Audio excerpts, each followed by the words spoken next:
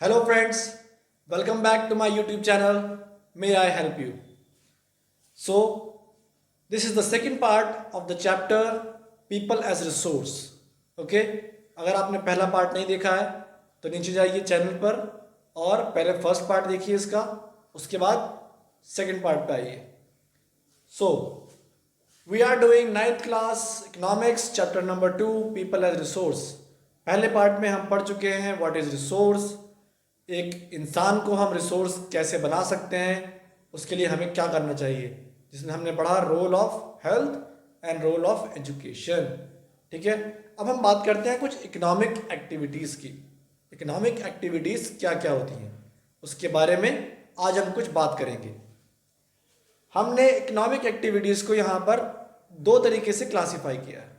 कई सारे क्लासिफिकेशन हो सकते हैं इकोनॉमिक्स के, पर आपके चैप्टर में अभी दो तरह के क्लासिफिकेशन आए हैं. देखते हैं कौन कौन से. पहला, हम इनको सेक्टर्स के बेस पर क्लासिफाई कर सकते हैं, जैसे कि primary sector, secondary and tertiary sector. So ये तीन सेक्टर्स होते हैं. आइए देखते हैं किस सेक्टर में क्या काम होता है. अगर कोई काम नेचुरल प्रोसेस के थ्रू होता है, ठीक है, नेचुरल प्रोसेस मतलब सबसे पहले जो काम आप स्टार्ट करेंगे किसी भी लेवल पर, that is your primary work, right. So जब आप लैंड का यूज करते हैं तो land is a natural resource. जब आप वाटर का यूज करते हैं, water is a natural resource. तो जब भी आप कोई नेचुरल रिसोर्स को यूज करेंगे या नेचुरल प्रोसेस से कोई चीज आप प्रोड्यूस करेंगे, that is come that will come under primary sector. वो प्राइमरी सेक्टर के अंदर आएगा. याद रखना, नेचुरल प्रोसेस से होना चाहिए वो, और बेसिक लेवल का काम होना चाहिए, सबसे स्टार्टिंग लेवल का. ये दो बातें ध्यान रखनी है प्राइमरी सेक्टर के लिए. ठीक है, नेचुरल प्रोसेस सबसे ज़्यादा इसमें क्या आता है, सबसे ज़्यादा इसके अंदर एग्रीकल्चर आता है, राइट. फॉरेस्ट्री, फॉरेस्ट के जितने भी काम होते हैं, फिशिंग, ये सब काम जो नेचुरल प्रोसेस है, इसमें सब कुछ गॉड गिफ्टेड है. ठीक, तो ये आपका आता है प्राइमरी सेक्टर के अंदर. इस तरह की एक्टिविटीज़ जो होंगी इकोनॉमिक एक्टिविटीज़ होंगी. इकोनॉमिक एक्टिविटी मतलब उससे हमें कोई पैसा कमाना है, तो जब हम इन चीज़ों से पैसा कमाएंगे, that will come under primary sector. फिर आता है सेकेंडरी सेक्टर के बारे में. जितना भी सामान मैन्युफैक्चर होता है, from raw material to finish goods, जितना सामान भी रॉ मटेरियल से फिनिश गुड्स के अंदर आएगा, that will come under secondary sector. Basically it is called as manufacturing sector. जितनी भी फैक्ट्रीज, इंडस्ट्रीज लगी हुई हैं जो सामान लेती हैं और सामान से फिर कोई चीज़ बनाकर देती हैं, तो all the items will come under secondary sector. जैसे कि गेहूं उगाया प्राइमरी सेक्टर वालों ने, और जब गेहूं गया मिल में और वहां पर आटा बन के पैक हो गया, that will come under secondary sector. Now अब बात करते हैं टर्टियरी सेक्टर की. इस सेक्टर में कोई भी प्रोडक्शन नहीं होता है. There is no production.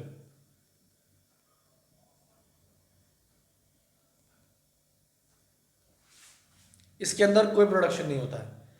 तो फिर होता क्या है, बेसिकली इस सेक्टर में हम सर्विसेज प्रोवाइड करते हैं. ऑल द वैल्यूएबल सर्विसेज अपने स्किल्स के बेस पर, अपने टैलेंट के बेस पर, या फिर अपनी नॉलेज के बेस पर. जब हम कोई स्किल प्रोवाइड करेंगे, कोई सर्विस प्रोवाइड करेंगे, और उस सर्विस से भी बहुत लोगों का प्रॉफिट होगा, बेनिफिट मिलेगा, और उसको इस चीज़ के पैसे मिलेंगे, that activity will come under tertiary sector.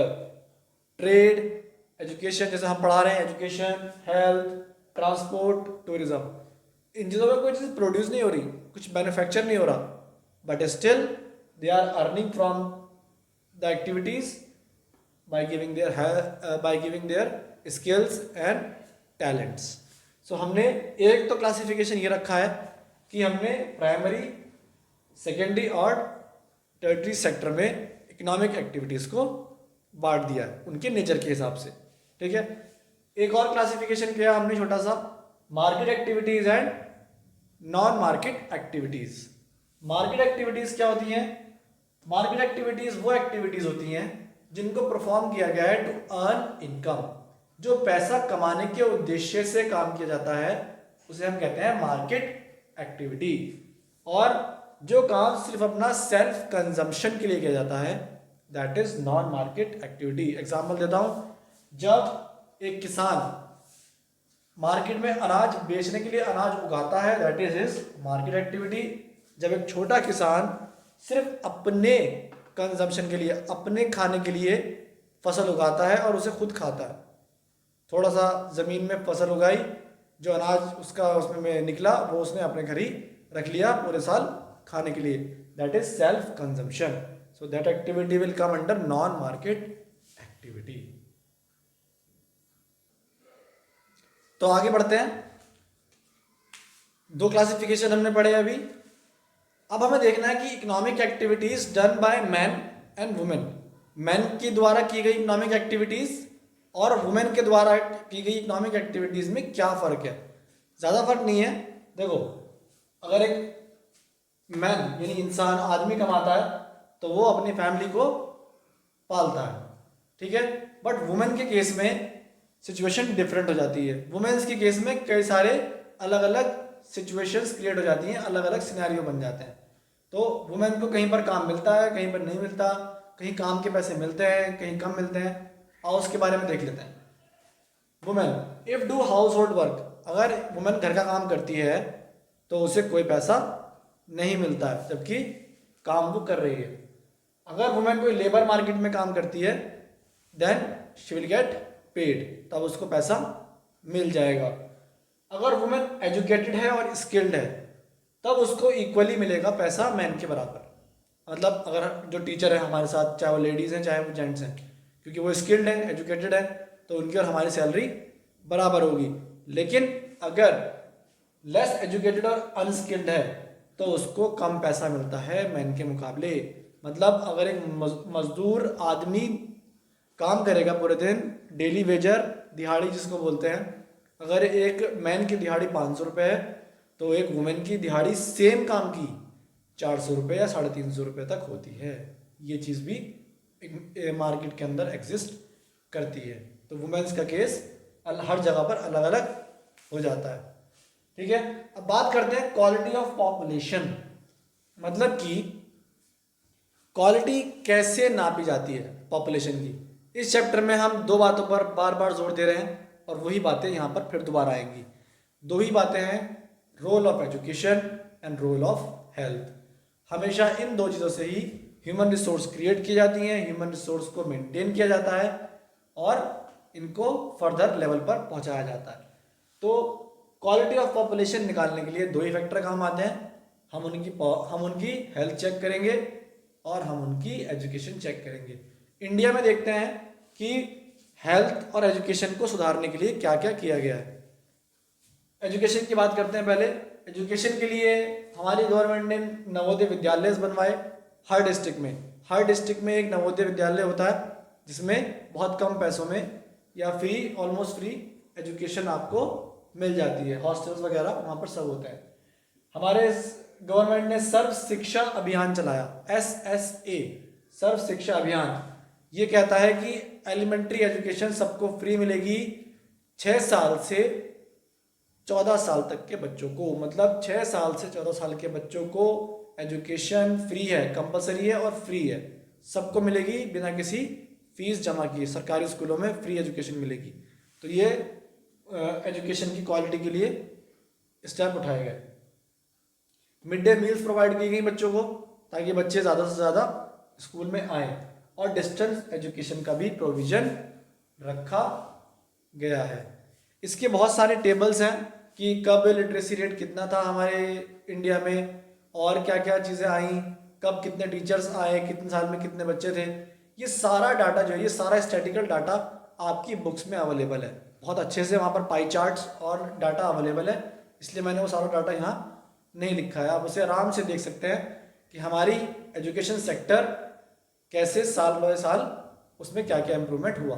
मैंने आपको कुछ की पॉइंट्स यहाँ पर इसके बता दिए। तो अभी हमने एजुकेशन के बारे में पढ़ा। सेकंड फैक्टर अगेन हेल्थ के बारे में देख लेते हैं। सो हेल्थ के लिए भी हमारी सरकार ने काफ़ी कुछ किया हुआ है, ठीक है। तो हेल्थ बेसिकली हमारा जो है वो इम्प्रूव करता है एफिशिएंसी को इम्प्रूव करने के लिए, हमारी प्रोडक्टिविटी को बढ़ाने के लिए हेल्थ केयर पर बहुत ज़्यादा जोर दिया जाता है और उसी से हमारी क्वालिटी इम्प्रूव होती है, quality of population. So national policies बनाई गई जो एम करती हैं at improving accessibility to health care, सबको आसानी से हेल्थ केयर मिल जाए, इसके लिए नेशनल पॉलिसीज़ बनाई गई हैं, ठीक है। 381 मेडिकल कॉलेजेस बनाए गए, 301 डेंटल कॉलेजेस बनाए गए all over the India, all over the country to improve the health care system of India, ठीक है। मैक्सिमम ये कहाँ पर है? आंध्र प्रदेश, कर्नाटका, महाराष्ट्र एंड तमिलनाडु। यहाँ इन स्टेट्स में सबसे ज़्यादा हेल्थ केयर पर फोकस किया गया है, सबसे ज़्यादा मेडिकल कॉलेजेस यहीं पर हैं। और एक और चीज़ है इसमें, एम्स, दिल्ली में आपने सुना होगा एम्स है, तो वो भी एक एपिक इंस्टीट्यूशन है आपका हेल्थ केयर के लिए। सो बेसिकली एजुकेशन और हेल्थ केयर ही मेन पिलर्स हैं किसी भी कंट्री की ह्यूमन रिसोर्स को डेवलप करने का। इन सब के चार्ट्स आपकी बुक में अवेलेबल है। Please go through the charts, the tables, the statistical data from the book, okay. आपको आइडिया मिल जाएगा कि हमारी हेल्थ केयर कहाँ पर स्टैंड करती है और हमारी एजुकेशन कितनी इम्प्रूव हो रही है ईयर बाय ईयर। आज की वीडियो में इतना ही। अगली वीडियो में हम इस चैप्टर को पूरा कर देंगे। 3 वीडियोस में ये चैप्टर हमारा कंप्लीट हो जाएगा। तब तक के लिए ऑल द बेस्ट।